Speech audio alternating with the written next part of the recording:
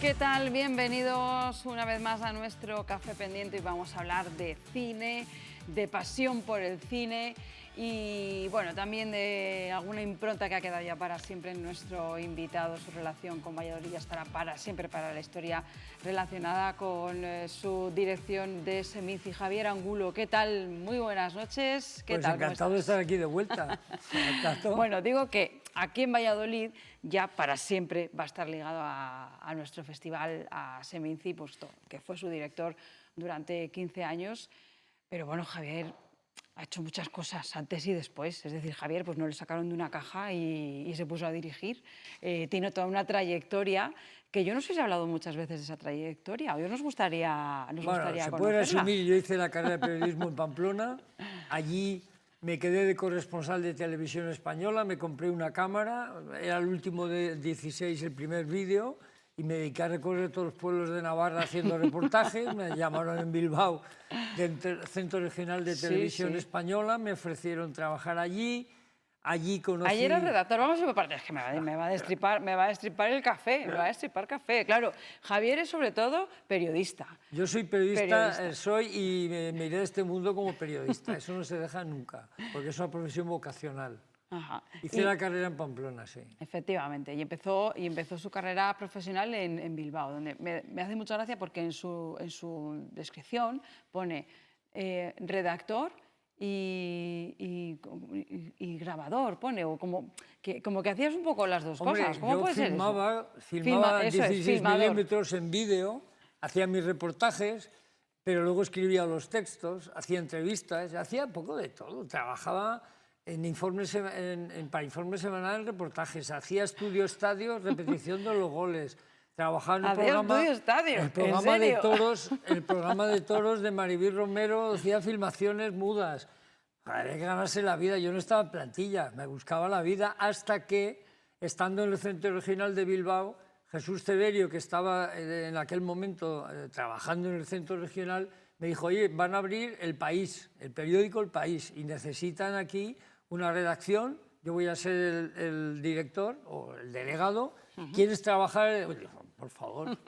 Y ahí empecé mi carrera como periodista, digamos, de periódico. De periódico. Estuve hasta el año 89, llegué a ser jefe de política del país en la época de la OTAN y todos los líos majestáticos. Fíjate, Javier, que iba a preguntarte que de alguna manera tu vida siempre estuvo ligada al cine. De momento no, profesionalmente no, porque... Antes a la música, porque yo fui disc jockey en 2 emisoras de radio y trabajaba con Lucky cuando tenía 16 años. Pero eso no lo sabía, sí, me lo está contando sé más casi de música que de cine. ¿Y dónde trabajaba con él? ¿Con Joaquín Luqui? Sí, en Disco Express, que era un periódico, y luego en 2 emisoras de radio haciendo programas de radio. Bueno, cualquier cosa. Lo normal, bueno, claro, sí, lo todo normal. Menos ir a clase. Trabajar con Joaquín Luqui todos los días. Todo menos ir a clase. Oye, ¿cómo fue esa experiencia?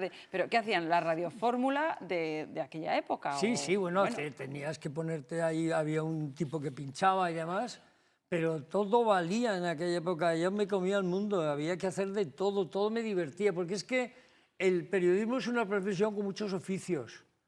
Puedes estar en la radio, puedes estar en la tele, puedes escribir, puedes ser reportero. Y yo, pues, bueno, todo lo que salía lo hacía, porque me apetecía y así aprendí, la verdad, muchísimo. ¿Y cuándo llegó el cine a su carrera profesional? Bueno, yo estuve tenemos que empezar de cómo llegó a su vida primero. Bueno, yo después de estar trabajando en El País, en Euskadi, en la época del plomo, que fue una época muy heavy, muy dura, ya me llevaron a Madrid en el 82 y ahí empecé a trabajar en la sección de Madrid y luego sección política, acabé como jefe de política, de allí pasé al suplemento dominical de responsable y de allí empezó el mundo de las revistas y entonces el grupo Prisa entró en el mundo del cine para producir, para distribuir y entonces, pues bueno, lo lógico era hacer una revista de cine. Ahí es donde se abrió esa puerta. Claro, y Juan Cebrián me ofreció ese trabajo. Pero sí que quería preguntarle, por esos años, yo intento imaginar, fíjese, cuando estaba preparando esto, a Javier Angulo como jefe de política de un periódico o de cualquier otro medio. Y me costaba, me costaba un poco, porque claro, es tan distinto lo que lo hemos podido ver de usted en los últimos años, pero es verdad, estamos hablando además de unos años muy duros. Muy duro. Los En Euskadi sobre todo. los Había, años del yo plomo hacía en crónicas, Euskadi. había días de 2 y 3 muertos. ¿Y cómo recuerda esos días? Pues muy complicado porque pasabas miedo, Con mucha porque tenías responsabilidad. que ir a ruedas de prensa de ETA que no sabías cómo se iban a desarrollar. Llegabas y veías a Isla Ikurriña con todos los hierros encima de la mesa y glup. Era duro, pero yo lo sobrellevaba porque teníamos los periodistas, estábamos muy unidos, lo sobrellevaba con música. Yo lograba extraerme, pues no sé, de muchas maneras, ¿no? Y ya en el 82 ya llegó un momento en que dije, yo, además como vasco ya estoy empezando a coger manía a mi tierra ya, esto ya no puedo más, yo me tengo que ir de aquí. Y entonces se planteó en Madrid que yo me quería volver, que yo no aguantaba más. Y en el año 82 O sea, que me llevaron a Madrid. fue ya. una casi petición suya. Por supuesto. Cuando hay un momento en que tú te levantas por la mañana, miras debajo del coche, antes de salir de casa das unas vueltas. Eso lo has vivido tú. Hombre, claro, te encuentras con alguien que te dice eso que has escrito no ha gustado y te dices, ¿eso a quién? ¿A ti? Que eres muy valiente, llevas tu pistola encima. Eso manteniendo la valentía, pero las piernas como juncos, claro. Claro. Pero bueno, eso yo nunca he tenido nada más pasta de héroe. Aquí no había otro, eras el informador, tenías que estar allí, fuera una rueda de prensa de ETA, fuera un gran atentado, tenías que contarlo. Al final, y no había móviles. Al final estabas haciendo tu trabajo ya. Eso de no había móviles lo hemos escuchado aquí alguna vez, que eran otros tiempos, ¿verdad, Javier? O luego voy a Madrid, me toca el accidente de Barajas y entro con mi coche hasta casi la pista y lo cuento. Sí. Pero tengo que correr toda la pista para llegar a un teléfono y dar una crónica de apertura del país ese día. En fin. Mira, te voy a preguntar, bueno, empieza a tratarte de tú, luego de usted y otra vez de tú, nos quedamos de tú. Obviously. Claro, claro que sí. Te iba a preguntar cómo ha cambiado el mundo del cine en estos últimos años, pero quiero preguntarte cómo ha cambiado también el mundo del periodismo, que bueno, ha sido muchísimo. Bueno, el mundo en general. Pero, muchísimo. El mundo del periodismo tiene poco que ver, y lo digo muy claramente. Mira, cuando yo era periodista del País y luego fui jefe de política, tú no podías hacer una información poniendo algo de entre comillas que no se la pudieras imputar a una persona con nombres y apellidos. Eso de que fuente generalmente bien informada, alguien que no se quiso identificar, iba directamente a la papelera, porque había un libro de estilo que tenía, cuando tú pones en boca de alguien algo, tienes que decir quién lo ha dicho. Y si habla de otra persona, tiene que decirle a otra persona lo que piensan de él, cuál es su opinión. Dos opiniones siempre. Sí, enfrentadas y contrastadas. Eso era un periodismo pero era un periodismo muy libre, eran otros tiempos.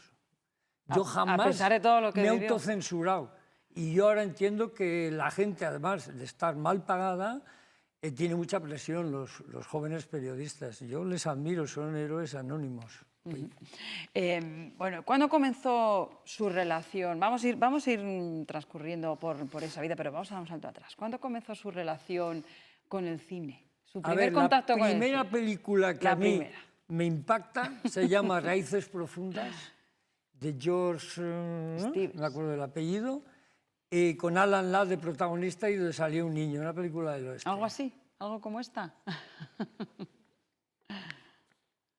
Esta película es del año 53. Sí, yo tenía 5 años. Muy poquito. Sí, era un chavalillo pequeño. Pero en mi colegio daban cine. ¿Daban cine? Daban cine los sábados y los domingos. Y eso es una cosa que ha desaparecido en muchos colegios. ¿Proyectaban cine en el colegio? Proyectaban cine. Yo ahí he visto muchas películas desde que era pequeño. Bueno, es que aquí era muy pequeñito aquí. Sí, y luego, ¿sabes qué pasa? Que en mis épocas, cuando ya empiezo a ser ahí un chaval inquieto y tal, la tele no me daba nada, era en blanco y negro, era un coñazo. Entonces era cine donde yo me iba a ver 3 sesiones y en la universidad que te daban entradas gratis me iba a las 4:30, a las 7:30 y a las 10:30. Estabas todo el día viendo cine, que esa fue nuestra gran enseñanza, nuestra escuela, nuestra universidad y nuestro mundo, donde aprendías de todo. Lo que en la calle no se podía aprender, vía censura, vía moral, pues lo aprendías muchas veces en el cine. No había tantas, no sé, tantas fuentes, tantas... además era otra experiencia, ¿no? Que se ha hablado en esta mesa también.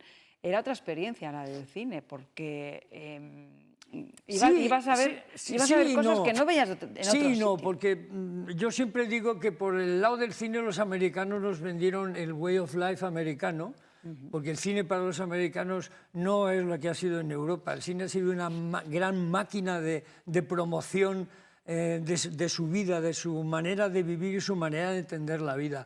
Pero al mismo tiempo había grandes escritores y grandes cineastas que contaban unas historias imponentes. Entonces, claro, de ahí empieza todo. Yo era un loco aficionado, pero nunca he sido el típico cinéfilo que se sabía las películas de Kurosawa como si fueran los Reyes Godos. No.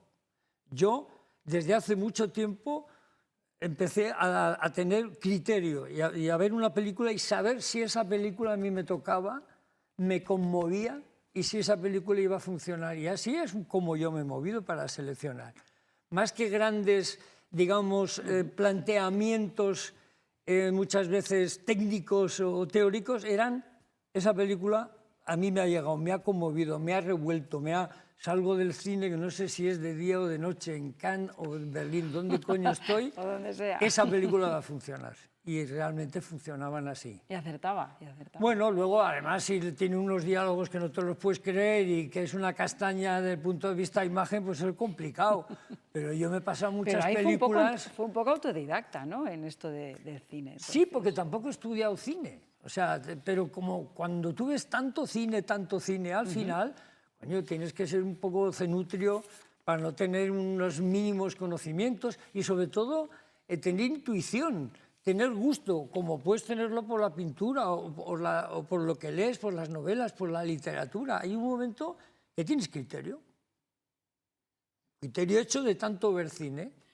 Y ahí quizá fue un poco, porque claro, estamos hablando de su trayectoria profesional, que es que no tenía nada que ver con el cine, que es lo que más me llama la atención, y su vida personal que transcurría en sus ratos de ocio y de evasión, como nos ha contado, en la música y en el cine, que bien podía haber optado por podía haber optado por el gran musical, en vez de por haber creado Cinemanía, bueno, yo componía por ejemplo. canciones y llegué en el tiempo de la universidad además a cantar en público y a hacer mis recitales. ¿Y por qué llegó Cinemanía? ¿Cómo llegó Cinemanía? Bueno, entonces? Cinemanía llega porque, como te comentaba, hay un momento en que el grupo Prisa entra en el mundo del cine a producir y a distribuir, y entonces se plantea que hay que hacer una revista. Y entonces Juan Luis Cebrián me llama, yo llevaba el dominical, el Colorín, que le llamábamos, y claro, me dice, hay que hacer una revista de cine. Y digo, joder, qué maravilla. Sí, cuando quieras, ya. Y entonces me busqué a un gran diseñador, Javier Gutiérrez, que vivía en Londres, hizo un diseño fantástico. Se trataba de hacer una revista nueva que rompiera con lo que significaba Fotogramas, que era la revista de toda la vida. Desde el punto de vista del diseño, una revista que las imágenes entraron por los ojos, que fuera muy visual, pero con profundidad. No esas entrevistitas que hacen ahora de un folio y medio. No, una entrevista de 6 páginas, a fondo, pues un café con un pendiente, personaje. Un café pendiente así en toda regla. Y entonces ya pues dijo, bueno, ¿a quién vamos a poner aquí de director? Y entonces yo dije, oye, ¿por qué no llamas a Bollero? Pues, ¿En serio? Y Bollero fue... ¿Que lo ofreciste le tú? llamó, Cebrián le llamó y Bollero dijo, con mucha gracia, ¿tú qué quieres, que me tiren por la ventana los redactores a la primera semana? Pues es un hombre de mucho carácter, mucha personalidad y no se veía para nada. Y entonces Cebrián me dijo, ¿por qué no lo haces tú? Y dije, estupendo, si a mí el cine de toda la vida me ha encantado. No soy un experto, pero me encanta y además soy periodista. O sea, que esa fue un poco la y ahí me manera. tiré a la piscina y bueno, he sido maravillosos 16 años, fantásticos, porque participé en todo el proceso de creación de la revista, ¿no? En hacer las portadas, en trabajarlas. Y bueno, nacimos y antes de irme yo estábamos ya en los kioscos posicionados al lado de Fotogramas, porque nos inventamos una portada de Victoria Abril abierta, desplegable, desnuda, con todo el pelo,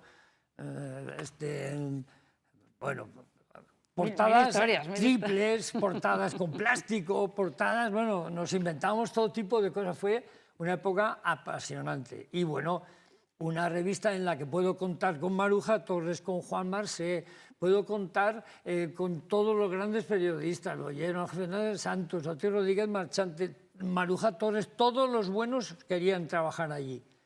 Y yo lo único que tenía es que poner un poco orden en la jauría aquella, Pero fue maravilloso, una experiencia y aprendí muchísimo. Yo he aprendido mucho de todos los sitios donde he estado. Me encanta cuando los invitados me hablan con esa pasión, porque al final me hablan de su vida y una vida. A veces me cuentan cosas también tristes. Pero cuando me hables con esa pasión y lo feliz que habéis sido haciendo Hombre, vuestro trabajo, es que en este caso se ha conjugado... Tú sabes lo que es el privilegio personal de hacer lo que más te gusta y que te paguen por ello. Bueno, pues... Y que te paguen bien, además. Está mal que lo diga, pero bueno, yo me En dedico a El lo que me País, gusta. en Cinemanía y luego Pero en no el he conocido festival. tantos actores así internacionales como tú, ¿eh? Ah, muchos, sí, sí, sí.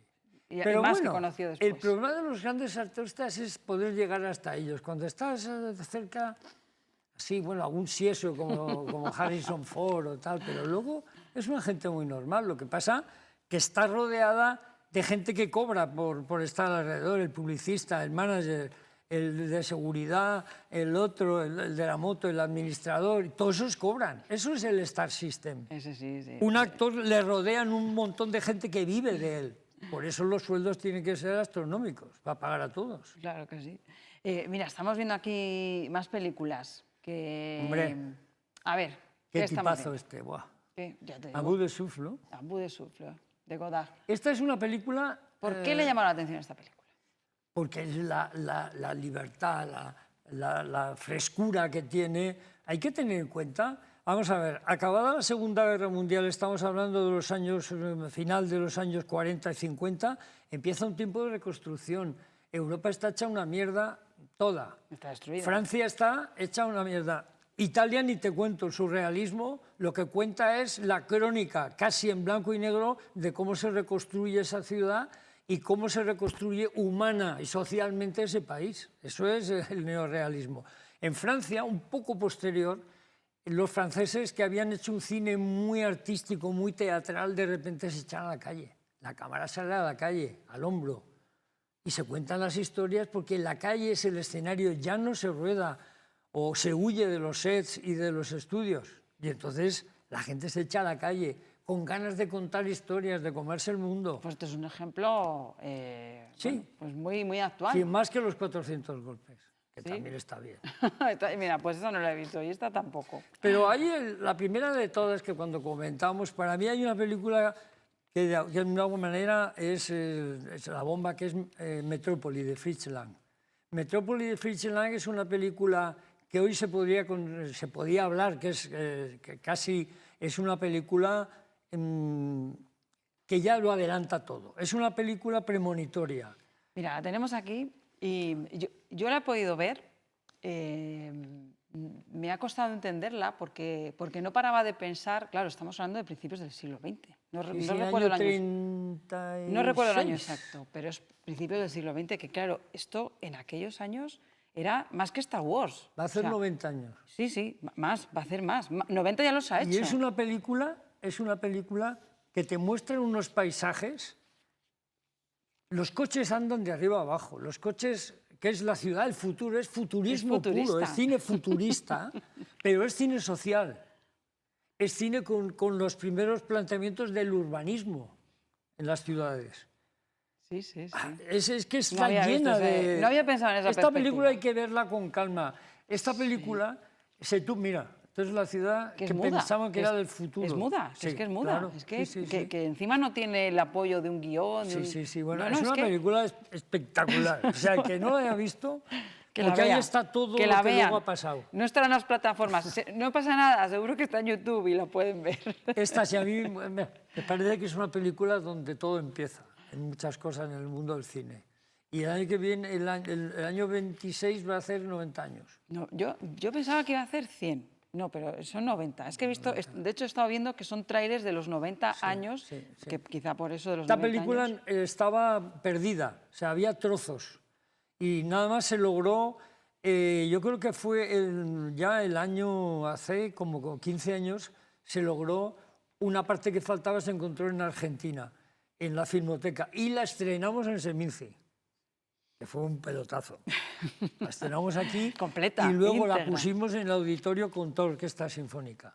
Porque esta película sí que tiene partitura. Mira, me están chivando por aquí, gracias compañeros, del año 27. 27, Del año entonces 27. es verdad que hace 100 años, sí, sí. Es del No sé, año, ya. es que va a hacer, Sí, hizo sí, sí. 90, pues eso, hacían bastantes años y va a hacer, Es que va a una hacer los 100. maravilla. 100 años de una maravilla que ya nos, Pues nos querían enseñar el futuro. Que la vea la gente, para que vea esta maravilla que es. Pues ahí os dejamos esa Esa recomendación. es quizás la primera película que yo siempre cuento, que existe y la tengo referencia. Luego Abu Yusuf es precisamente lo que es la Nouvelle Vague, que es todo el renacer de una nueva... En aquel momento en Estados Unidos se empieza a hablar del séptimo arte como concepto y del cine de autor. Esto es cine de autor ya. Porque los americanos hablaban del cine, pero en Estados Unidos y todavía hoy el corte final de la película, el final cut, que es el montaje final, lo decide el productor, que es el que pone la pasta. En Europa lo decide el director.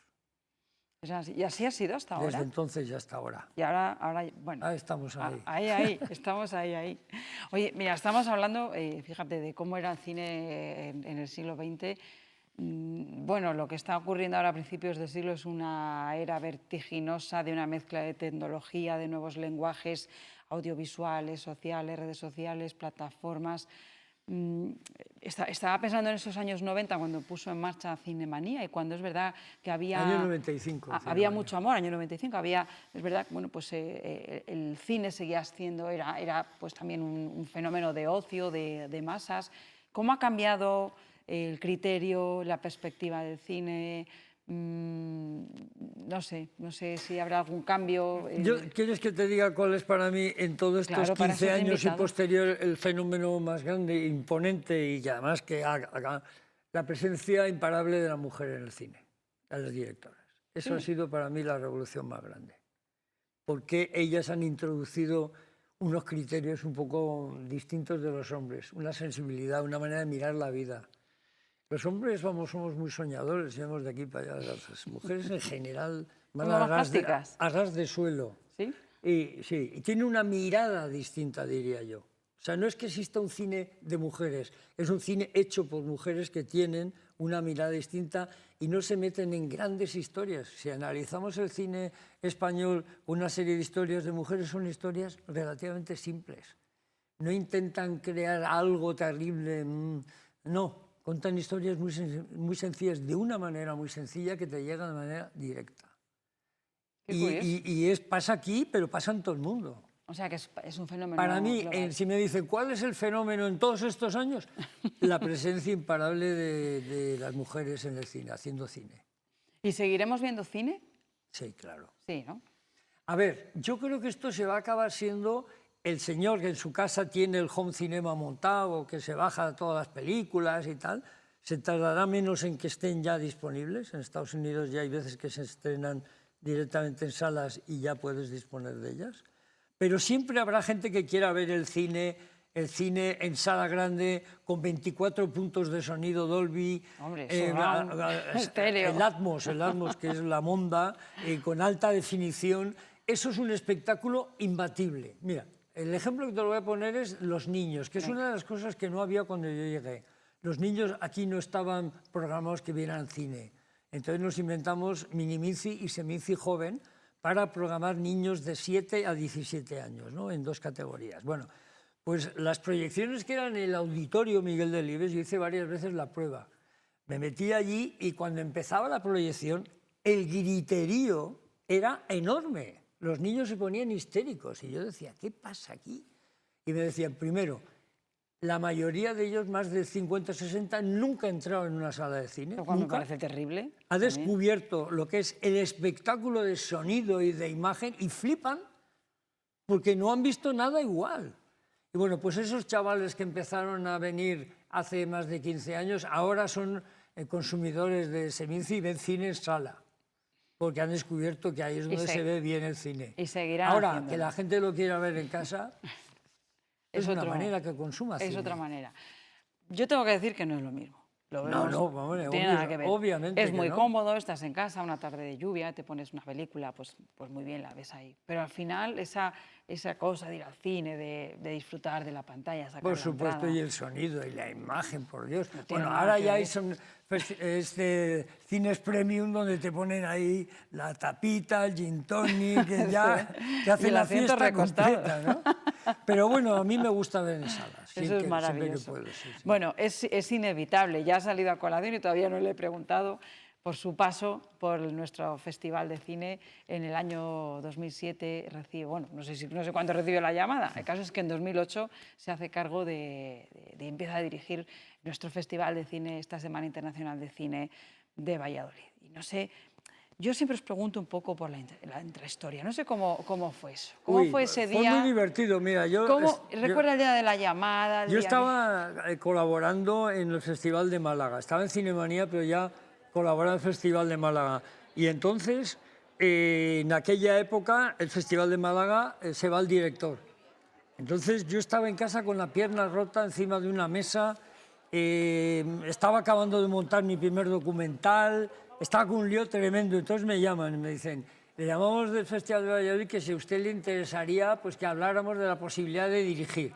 Y yo estaba con tanto follón, porque además tenía que ir a Málaga a presentar una cosa que hacía de cine para televisión en Málaga. Sí, un festival de cine de televisión. Sí, entonces yo dije, es que me cogen en un malísimo momento, estoy acabando de montar una película, tengo la pierna rota y bueno, pues si quiero, bueno, ya le volvemos a llamar. Y cuando cuelgo, un minuto después digo, tú eres gilipollas, te están ofreciendo el segundo festival de España y te pones estupendo. Y llamé, oigan, de lo dicho nada. ¿En Que serio? hablamos cuando usted quiera. Y ahí salió.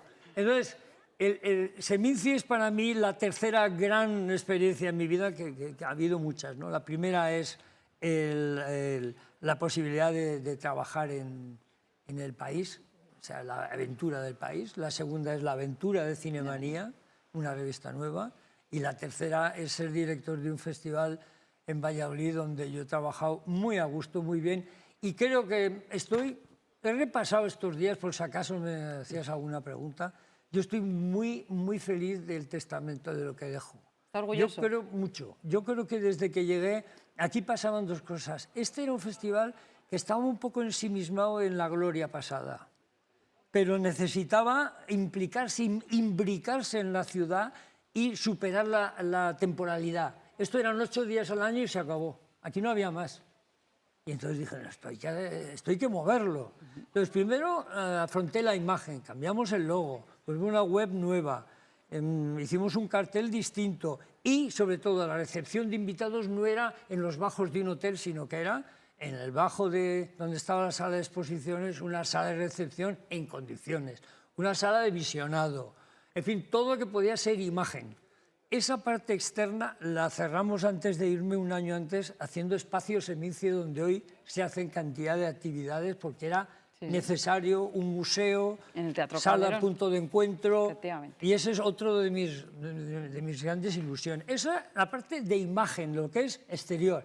Y la imagen interior, yo dije, bueno, este festival está muy bien, pero yo creo que es como la joya de la abuela, hay que sacarle brillo, y hay que ponerlo, relanzarlo un poco al día, hacerle un reciclaje sin cambiar las señas de identidad, que están muy claras, porque fue Fernando Lara el que ya tiene el gran honor para mí y el reconocimiento de que fue el hombre que definió bien el festival y lo puso en el mundo del cine internacional. ¿Tiene algún momento especial? No sé, estoy pensando con algún gran artista, algún gran actor, alguna alfombra verde que le hizo maravilloso ilusión. es el encuentro con grandes directores como Ettore Scola, como Bong Joon-ho, como, qué sé yo, Woody Allen.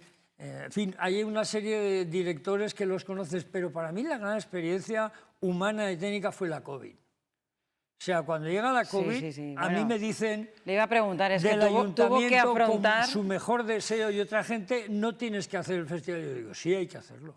Me niego a no hacer este año la Seminci. Yo voy a correr con todos los riesgos, pero este año se hace, por encima de todo se hace. Aunque tengamos que ir, lo que tuvimos que hacer, es una separación increíble, el 33% en las salas, solo del público. Pero se hizo. Y se hizo la programación. y nos inventamos Canal Seminci para que la gente lo pudiera ver Desde online casa. desde su casa. Y se hizo.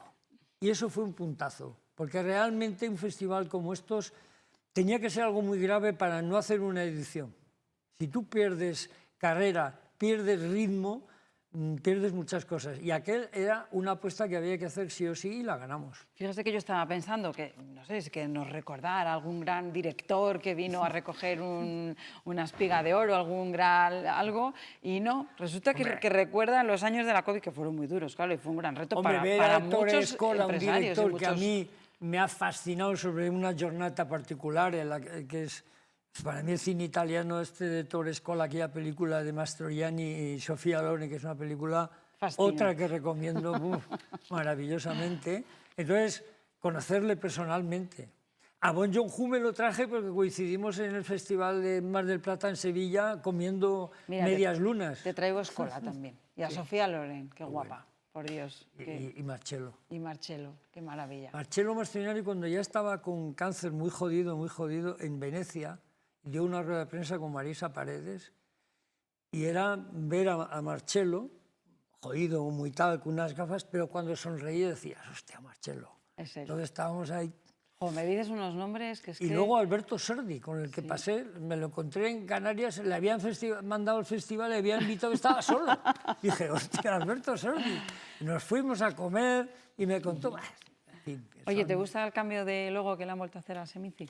Mira, vamos a ver. Voy a empezar por decir algo que es fundamental. Es perfectamente legítimo que quien llega a un festival nuevo imponga sus criterios, sus ideas, incluso la estética. Yo me parece que los labios de Sierra están muy bien.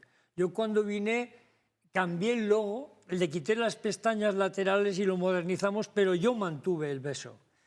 Mira, ¿qué quieres que te diga? Yo creo que los que el director han querido hacer un toque de modernidad, y entiendo que sea polémico.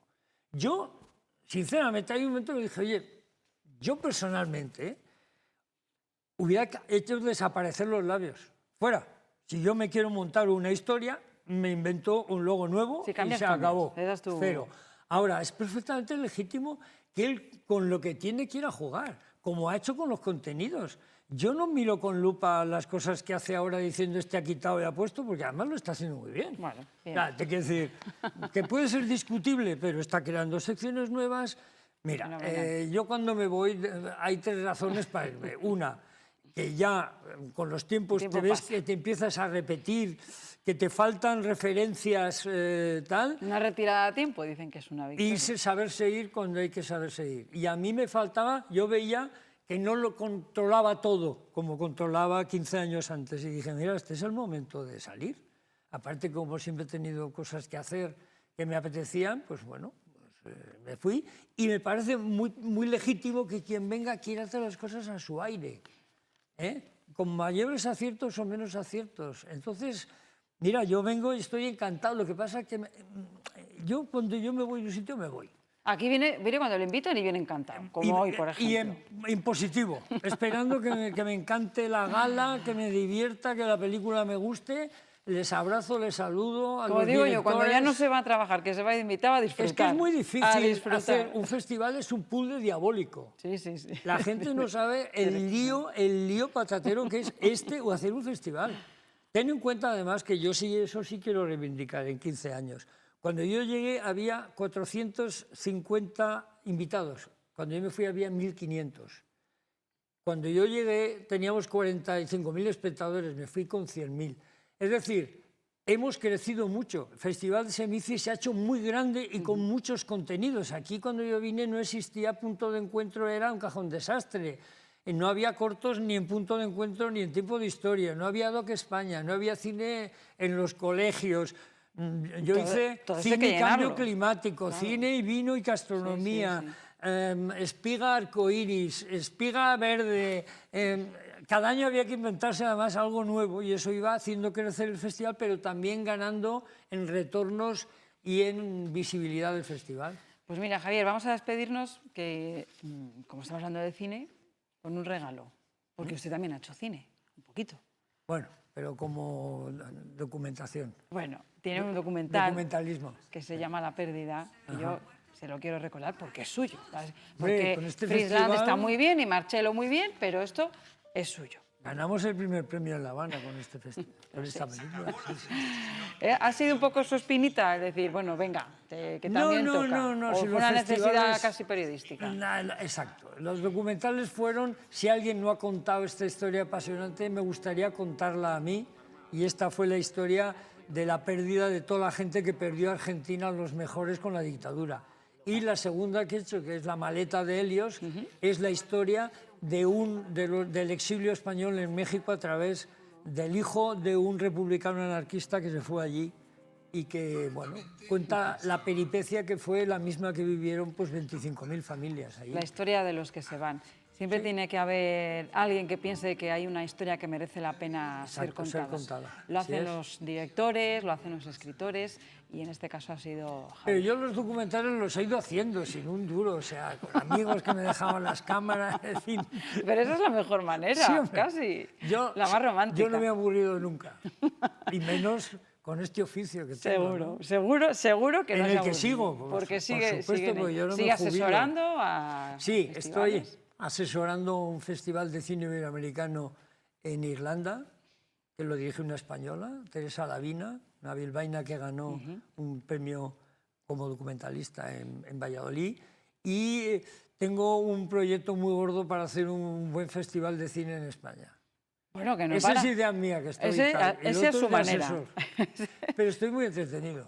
No lo dudo, no lo dudo. Javier Angulo, que mira, se nos ha pasado el tiempo, pero yo estaré aquí hablando, escuchándole, no sé tanto de cine como de otros temas, y estaré aquí muchas horas aprendiendo de todo lo que nos puedes contar. Ha sido un placer conocerle El placer ha sido un poquito mío. más de cerca. Muy bien, Muchísimas muchas gracias. Bueno, pues hoy les dejo con esas recomendaciones que no hago yo, que las ha hecho nuestro invitado. Ya pueden ir buscando esas películas para ir conociendo y aprendiendo un poquito más de cine, de nuestro cine. Nos vemos pronto aquí en este Café Pendiente. Adiós.